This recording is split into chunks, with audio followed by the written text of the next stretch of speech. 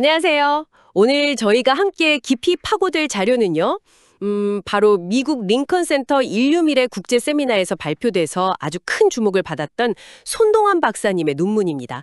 제목은 미래 삶을 개조하는 사고방식의 혁명이고요. 아, 네.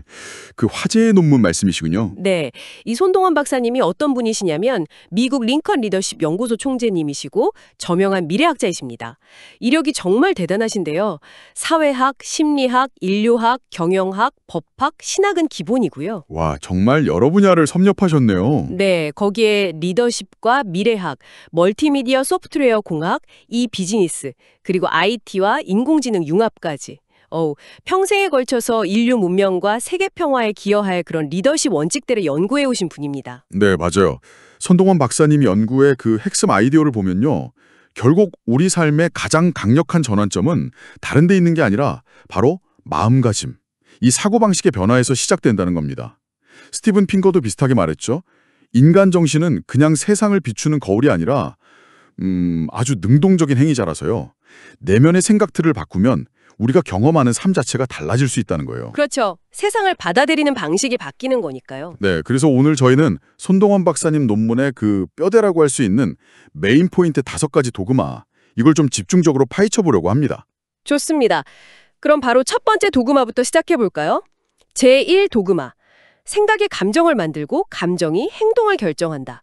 이건 인지 이론의 기본적인 순환 구조잖아요. 생각하고 느끼고 행동하고. 네, 맞아요.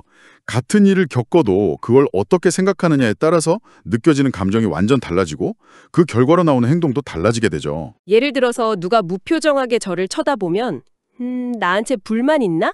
이렇게 생각하면 기분 나쁘고 좀 방어적이 될 수 있잖아요. 그렇죠. 근데 반대로 그냥 피곤한가 보다 생각하면 별 감정 없이 지나갈 수도 있고요. 맞아요.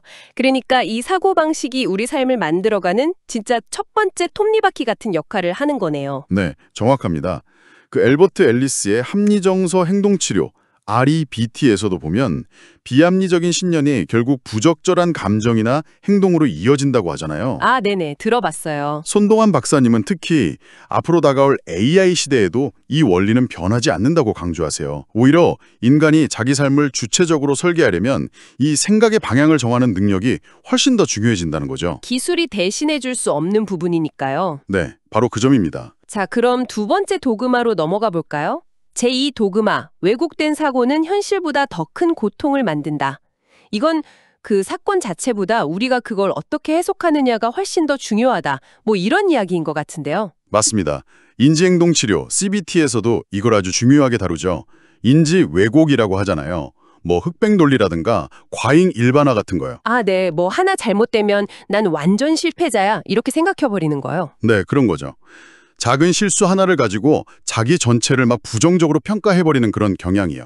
이런 왜곡된 생각이 실제 사건이 주는 고통보다 훨씬 더 우리를 힘들게 만들 수 있다는 겁니다. 듣고 보니 정말 그런 것 같아요. 그래서 CBT 창시자인 앨런 백도 이런 자동적이고 부정적인 사고 패턴, 즉 인지 왜곡을 알아차리고 교정하는 게 정신건강의 핵심이라고 봤고요. 여기서 손동환 박사님이 또 강조하시는 게 이런 해석 방식은 그냥 딱 정해진 게 아니라는 거예요. 훈련을 통해서 얼마든지 바꿀 수 있다는 거죠.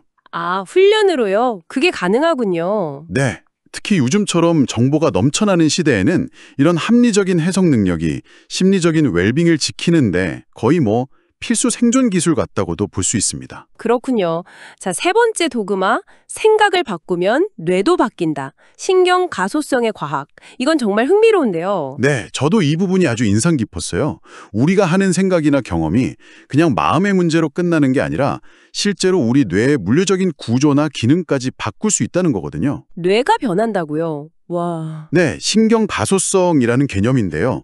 어떤 생각이나 행동을 반복하면 그와 관련된 뇌의 신경 회로가 진짜로 강해지거나 약해진다는 과학적인 근거가 있는 거죠. 그럼 긍정적인 생각을 계속하면 긍정회로가, 부정적인 생각을 계속하면 부정회로가 강해지는 건가요? 네, 맞아요. 그런 원리입니다. 그러니까 사고방식을 바꾸려는 의식적인 노력이 단순한 다짐이 아니라 실제로 우리 뇌를 재조직하는 과정이 될 수 있다는 거죠. 와, 이건 정말 희망적인 메시지인데요. 우리가 뇌를 바꿀 수 있다니. 그렇죠. 손동환 박사님이 바로 이 과학적 근거를 제시하면서 사고전환의 힘을 설명하시는 겁니다. 자, 시간 관계상 네 번째와 다섯 번째 도그마는 핵심 메시지 중심으로 좀 묶어서 이야기해 볼까요? 네 번째는 사고방식 전환이 현실 해석을 바꾼다. 다섯 번째는 실제 사례들을 통해 그 힘을 보여주는 것 같고요. 네, 맞습니다.